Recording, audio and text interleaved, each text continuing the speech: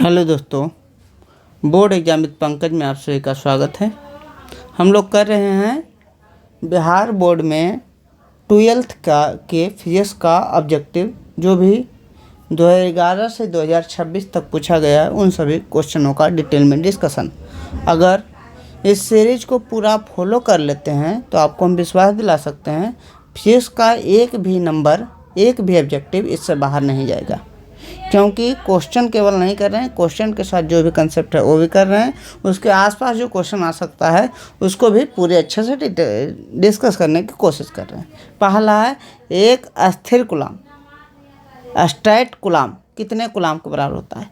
3 जो है इसका, एक कूलाम है, एक स्ट्रेट कूलाम है, एक क्या है, एक जो होता है ऐब कूलाम होता है, उसको कहते हैं EMU। एक को बोलते हैं ESU, एक बोलते हैं EMU। ESU को स्ट्रेट कूलाम बोलते हैं। क्या बोलते हैं? Straight coulomb. ESU को स्ट्रेट STAT स्ट्रेट कूलाम, और EMU को बोलते हैं ऐब कूलाम। क्या बोलते हैं? ऐब कूलाम, COULUMB। ये होता है।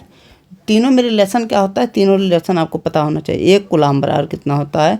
एक कूलाम बराबर 3 × 10 के पावर 9, 3 × 10 के पावर 9 ESU बराबर 1/10 EMU। ये तीनों अच्छे से याद रखिएगा। किसको स्ट्रेट कूलाम कहते हैं, किसको क्या कहते हैं? ऐब कूलाम कहते हैं। पूरा ही रिलेशन। एक कूलाम बराबर 3 × 10 के पावर 9 ESU बराबर 1/10 EMU। यहाँ क्या पूछा है? एक स्ट्रेट कूलाम। यहाँ देखिए स्ट्रेट कूलाम और कह रहा है कूलाम, यानी कि आंसर किससे निकलेगा? आंसर देखिए ये दोनों से निकलेगा, तो ये दोनों को बराबर करके आंसर निकाल लीजिए। आंसर क्या होगा? आंसर निकालने के लिए एक कूलाम बराबर लिखेंगे 3 × 10 के पावर 9 ESU स्ट्रेट कूलाम। तो एक ESU, एक स्ट्रेट कूलाम का मान पूछ रहा है, तो एक ESU बराबर 1/3 होगा, और ये जो आएगा 10 के पावर 9 प्लस में नीचे आ जाएगा। तो इसको अगर देखें लिखेंगे तो 1/3 तो ठीक है, 1/3 लिखाएगा, यानी एक ESU का मान 1/3 तो ठीक है। ये 10 के पावर 9 है, ऊपर जाएगा, ऊपर पावर जाता है तो माइनस हो जाता है, प्लस रहता है माइनस हो जाता है, माइनस आता है प्लस हो जाता है, यानी 10 के पावर -9। 1/3 × 10 के पावर -9 कौन सा ऑप्शन है? कौन सा ऑप्शन है? डी है। यहाँ कुछ भी पूछ सकता है एक कूलाम में बराबर कितना EMU ऐब कूलाम होता है। तो आपको बताना है इससे करके आंसर, यहाँ से करके आंसर आपको क्या करना है? इससे आंसर निकालना है। जैसे पूछेगा एक EMU, कहेगा एक EMU बराबर कितना कूलाम, हाउ मच कूलाम, एक EMU। तो कहेंगे यहाँ से निकालेंगे, कहेंगे 1/10 EMU बराबर एक कूलाम है, तो एक EMU बराबर जो 10 भागम है वो क्या चल जाएगा? गुना, यानी 10 कूलाम हो जाएगा। यहाँ से इस प्रकार आप आंसर निकाल सकते हैं। इसका आंसर क्या हुआ? इसका आंसर जो है डी हुआ। इस पूरे रिलेशन को अच्छे से याद रखिएगा, क्योंकि क्वेश्चन कन्फर्म रूप से इससे आएगा। एक कूलाम बराबर 3 × 10 के पावर 9 ESU बराबर 1/10 EMU। क्वेश्चन जो भी आएगा कर दीजिएगा। एक कूलाम बराबर कितना ESU होता है? अभी एक कूलाम बराबर कितना ESU होता है? डायरेक्ट क्वेश्चन है, देखिए एक कूलाम बराबर लिखा चुके हैं। एक कूलाम बराबर कितना?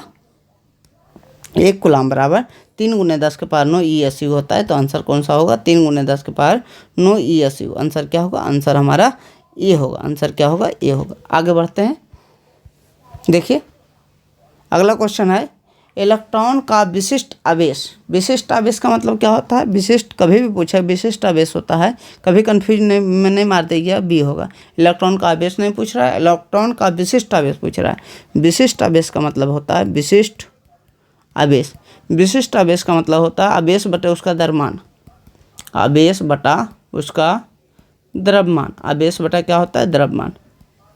इलेक्ट्रॉन के बारे में पूछ रहा है, तो इलेक्ट्रॉन का आवेश सभी को पता होगा। इलेक्ट्रॉन का आवेश कितना होता है? 1.6 × 10 के पावर -19। इसका द्रव्यमान कितना है? इसका द्रव्यमान, इलेक्ट्रॉन का द्रव्यमान याद रखना चाहिए आपको, कितना होता है? 9.1 × 10 के पावर -31।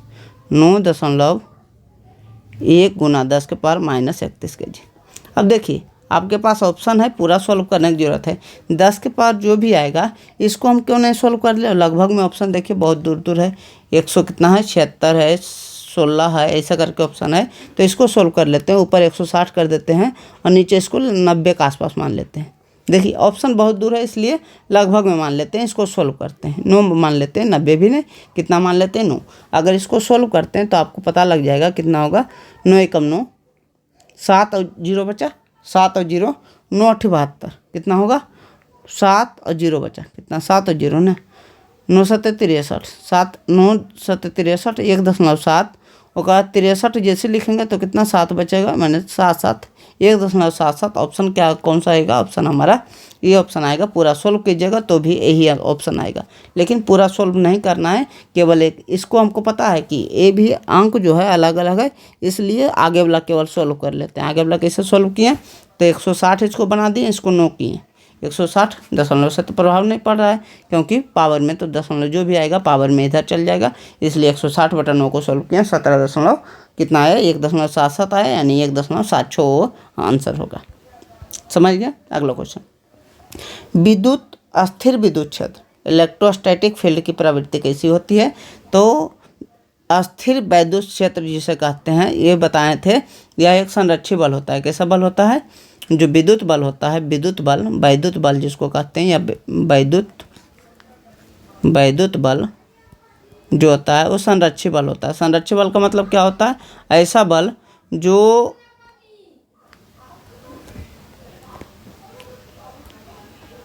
बल जो रास्ते पर डिपेंड नहीं करता है, पथ पर निर्भर नहीं करता है, उसे क्या करते हैं संरक्षी बल।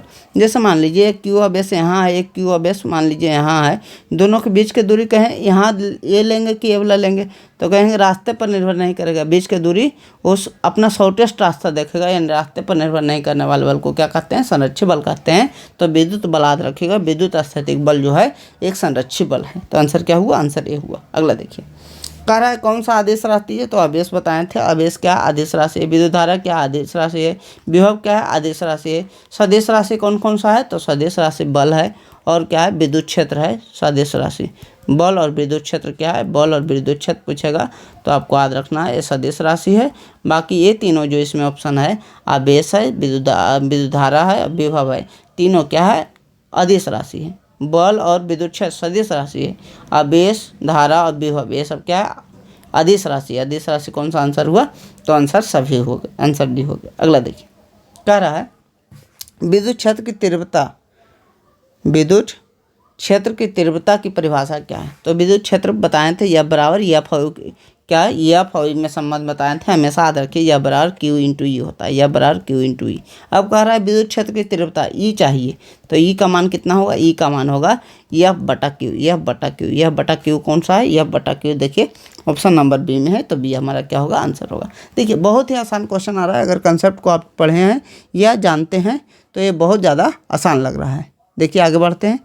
अगला क्वेश्चन क्या है, कह रहा है पृष्ठ आवेश घनत्व। पृष्ठ तीन आवेश घनत्व बताए थे, एक बोलते हैं रैखिक आवेश घनत्व, एक को बोलते हैं रैखिक आवेश घनत्व, दूसरा को बोलते हैं पृष्ठीय आवेश घनत्व या पृष्ठ आवेश घनत्व, तीसरा को बोलते हैं आयतन आवेश घनत्व। आयतन आवेश इसको बोलते हैं, प्रतीक लेमडा होता है, इसका प्रतीक सिग्मा होता है, इसका प्रतीक रो होता है। बार बार बता रहे हैं, इधर देखिए ये क्या बताएं लेमडा होता है।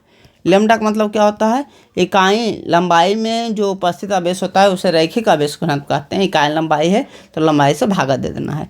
इकाई क्षेत्रफल में जो आवेश उपस्थित होता है उसे कहते हैं पृष्ठीय आवेश घनत्व कहते हैं, और इकाई आयतन में जो आवेश उपस्थित होता है उसे क्या कहते हैं आयतन आवेश घनत्व कहा जाता है। आसान है। अब मात्रक भी आपसे पूछ सकता है, तो मात्रक भी 2-3 बार बता चुके हैं। क्यू का मात्रक आवेश का मात्रक क्या होगा, आवेश का मात्रक कूलाम होगा, लंबाई का मात्रक क्या होगा मीटर होगा। यहाँ देखिएगा मात्रक क्या होगा, इसका कूलाम होगा, क्षेत्रफल का मात्रक क्या होगा मीटर स्क्वायर होगा। इसका मात्रक देखिएगा तो आवेश का मात्रक कूलाम होगा, आयतन का मात्रक मीटर क्यू होगा। तो इसका मात्रक भी पूछा जा सकता है। यहाँ क्या पूछा गया, पृष्ठ आवेश घनत्व। पृष्ठ आवेश घनत्व को सिग्मा कहते हैं। क्यू बटा ए होता है, क्यू बटा ए कौन सा ऑप्शन है, क्यू बटा ए ऑप्शन नंबर हमारा ए है। आंसर क्या हुआ, आंसर हमारा ए हुआ। अगला देखिए, कूलाम का नियम किस प्रकार व्यक्त किया जाता है। तो कूलाम के नियम का फॉर्मूला आपको हमेशा याद रखना है, या बराबर Q1 Q2 बटा आर स्क्वायर। के का मान कितना होता है, के का मान के को बोलते हैं 1/4 पाई एप्सिलॉन नॉट, और 4 पाई 1/, कितना है 1/4 पाई एप्सिलॉन नॉट। और इसका पूरा सोल्व करते हैं, मान तो कितना आता है 9 × 10 के पावर 9 × 10 के पावर 9 आता है।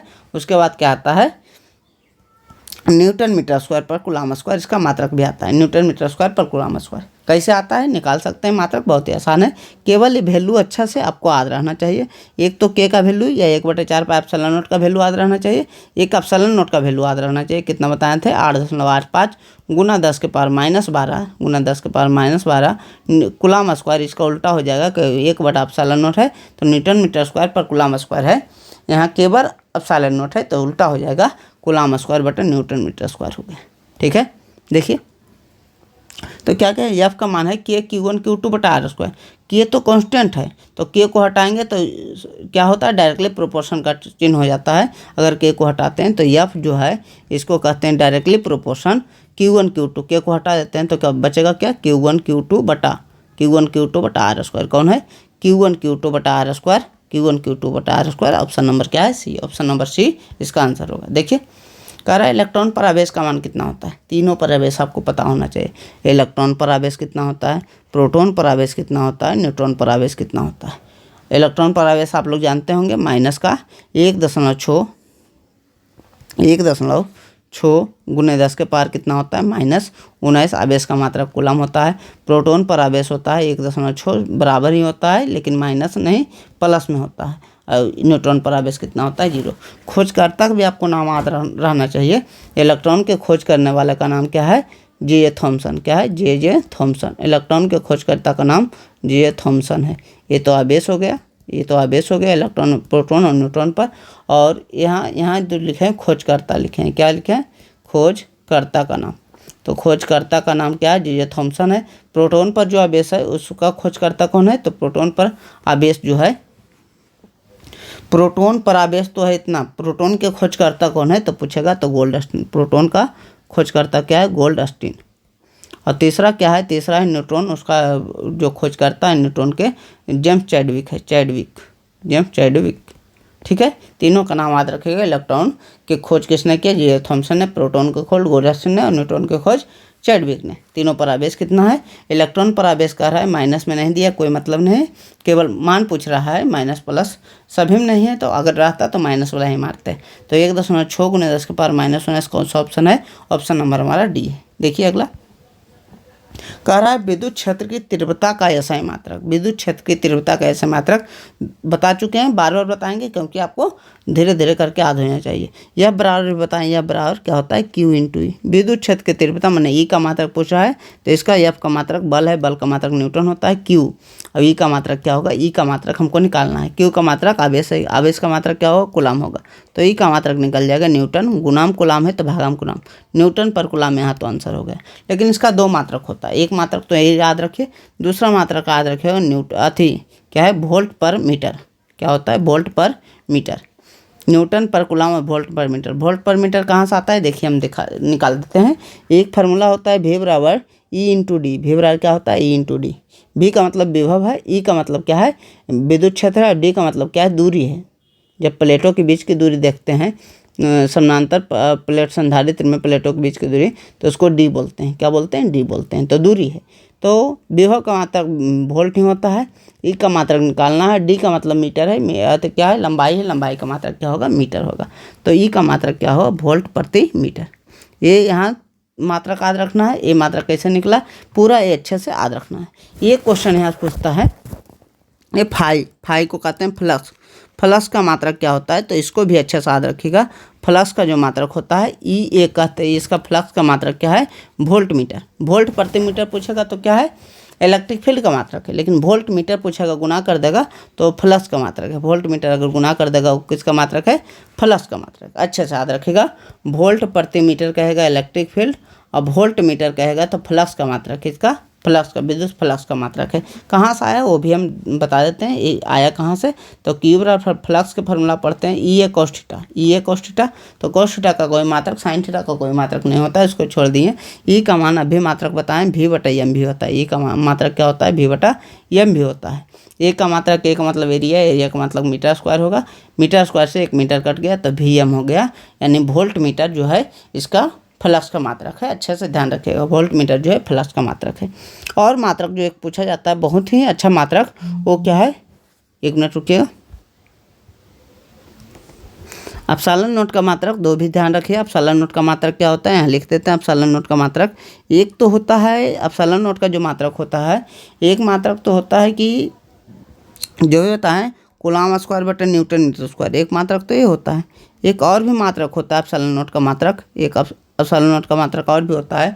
वो कौन सा क्या होता है, वो जो निकलता है सी बराबर अपसालन नोट डी वाई, ऐसा करके फार्मूला होता है। देखिए यहाँ हम डिस्कस करते हैं। सी का फार्मूला होता है अपसालन नोट ए डी वाई है, अपसालन नोट डी अपॉन ए फार्मूला होता है। तो अपसालन नोट का मान कितना होगा, अपसालन नोट का मान होगा सी ए अपॉन क्या होगा, डी होगा। सी ए अपॉन क्या होगा, डी होगा। सी का जो फार्मूला होता है, गलती थोड़ा लिख दिए, अपसालन नोट ए वाई डी होता है। सी का फार्मूला क्या होता है, सी का फार्मूला आता है अपसालन नोट ए अपॉन डी। तो यहाँ अपसालन नोट का मात्रक निकालना है तो क्या होगा, सी डी, सी गुना डी हो जाएगा और बटा ए हो जाएगा। सी का मात्रक क्या होता है, सी को धारता कहते हैं, धारता का मात्रक फैराड होता है, इंटू डी का मात्रक, डी मोटाई है मीटर होगा, और ए का मात्रक मीटर स्क्वायर। इसको ऐसे काटते हैं तो 1 मीटर कट जाएगा। इसको कहते हैं क्या है, फैराड पर मीटर। ये फोर्स पर मीटर नहीं पड़िएगा, क्या है, फैराड पर मीटर। तो एप्सिलॉन नोट का भी दो मात्रक होता है, दोनों अच्छे से याद रखिएगा। एक मात्रक तो होता है कूलाम स्क्वायर बटे न्यूटन मीटर स्क्वायर, और दूसरा होता है फैराड प्रति मीटर, फैराड प्रति मीटर। तो यहाँ से जो मात्रक हम बताएं, ये इलेक्ट्रोस्टैटिक का सबसे इंपॉर्टेंट मात्रक है। एक तो ये बहुत ज़्यादा इंपॉर्टेंट है, दूसरा मात्रक ये बहुत ज़्यादा इंपॉर्टेंट है, और तीसरा मात्रक ये बहुत ज़्यादा इंपॉर्टेंट है। तीनों मात्रक को अच्छे से याद रखेगा, क्वेश्चन कन्फर्म रूप से तीनों से बनेगा। तो इलेक्ट्रिक फील्ड का मात्रक न्यूटन प्रति मीटर या वोल्ट प्रति मीटर है। वोल्ट मीटर कह देगा फ्लक्स का मात्रक है, विद्युत फ्लक्स का मात्रक। अपसालन नोट का मात्रक क्या है, अपसालन नोट का मात्रक हुआ कूलाम स्क्वायर बटे न्यूटन मीटर स्क्वायर या फैराड पर मीटर, फैराड पर मीटर। यह हमारा क्या हुआ, आंसर हुआ। आज के लिए इतना ही। रोज 10 क्वेश्चन ही करेंगे, अच्छे ढंग से करेंगे, डिटेल में डिस्कशन के साथ करेंगे, ताकि आपका जो एग्जाम हो उसमें कैसा भी क्वेश्चन आए तो आसानी से आप उसको कर पाएँ। Thank you so much for watching this video. अगर वीडियो अच्छा लगा और वीडियो में कोई सजेशन आप चाहते हैं देना कि ऐसा कर सकते हैं तो और अच्छा हो सकता है, तो सजेशन दीजिए। और अच्छा लगा तो लाइक शेयर सब्सक्राइब जरूर करें। Thank you. इसके साथ अगले क्लास में मिलते हैं। आप लोग मन से पढ़ते रहिए। Thank you.